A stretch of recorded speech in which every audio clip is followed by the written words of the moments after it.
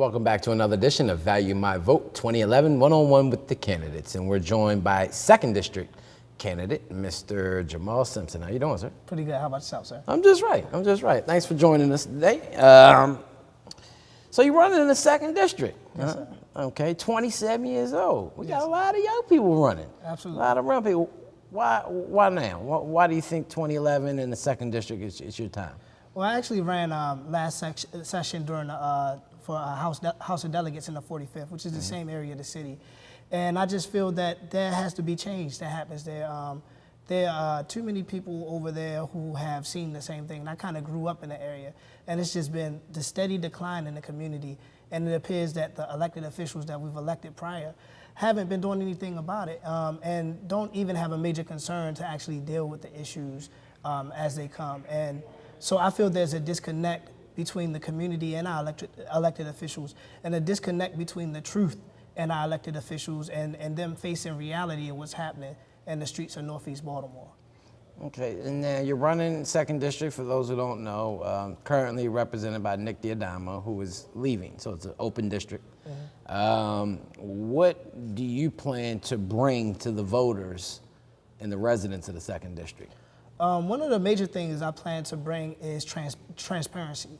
One of the major problems that I've had when dealing with issues in the community over there is that with the incumbent, or with Nick Diadamo, he's leaving, and so there are a lot of issues that went unaddressed in this last year of his term.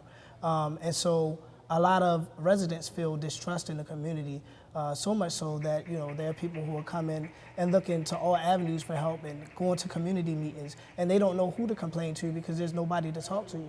I plan to make myself available to the community so that they know that they have somebody who will represent their interests in City Hall, as well as make decisions based on what's best for the community, not what's best for the big business or the people who are bringing or specifically giving money to candidates or anything like that. Just really making sure that the people begin to trust government again, because they don't.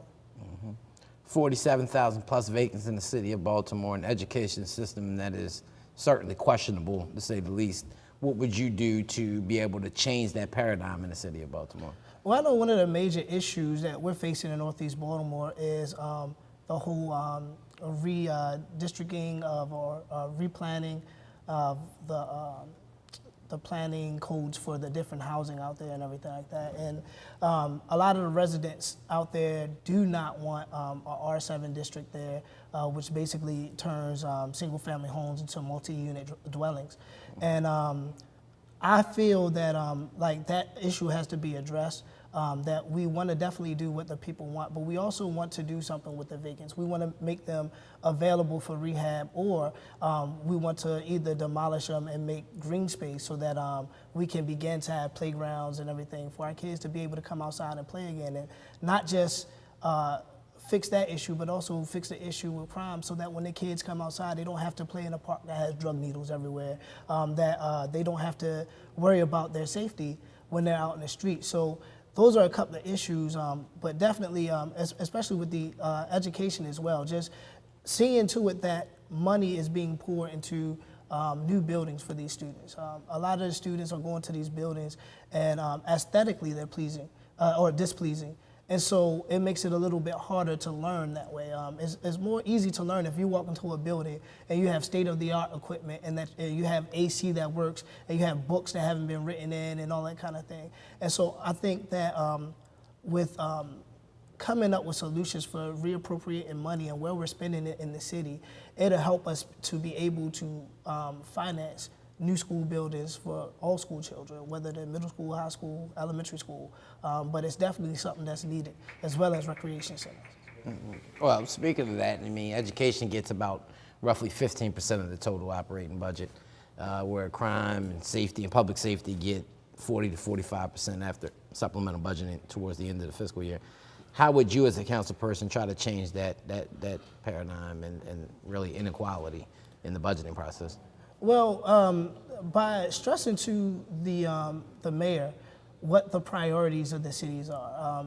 The fact of the matter is, if we put more money into education, there will be less money we'll have to put into public safety because crime would diminish.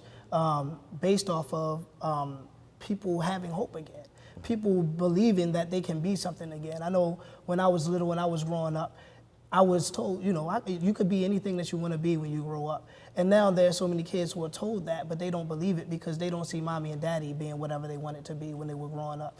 And so just really funneling that money into education and being able to pay teachers who care about the students, who aren't just there for a paycheck.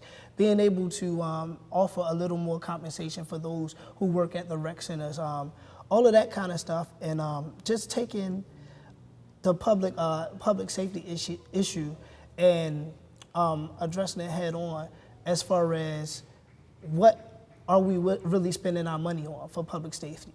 Is it just going to an officer that's sitting in a car that's just sitting there and not really watching anything, not really trying to prevent any crime, or are we putting officers on the beat? How are we paying overtime for nothing, or are we paying overtime to do a stakeout on a major drug bust? And all of these things need to be looked into so that the people know where their money is going. Speaking of a mayor candidate, do you have a candidate in mind that you would like to see win for mayor? I do not have any candidates in mind that I'm endorsing at this moment. It's still early in the election season, and I just want to make sure that whoever I cast my vote for, that it's going to be somebody who has a heart for the community, and it's going to be somebody who's not going to present this nostalgia for us during election season, and then when they're elected, nothing happens. Okay, Mr. Simpson, thank you. For those who want to get more about Jamaal Simpson, what you're doing, get involved with your campaign, how can they reach out and find you? They can reach me on my website. It's www.truth2.com. And then also they can reach me on my campaign phone. It's 443-982-4428. And then my email is jdsimpres@yahoo.com.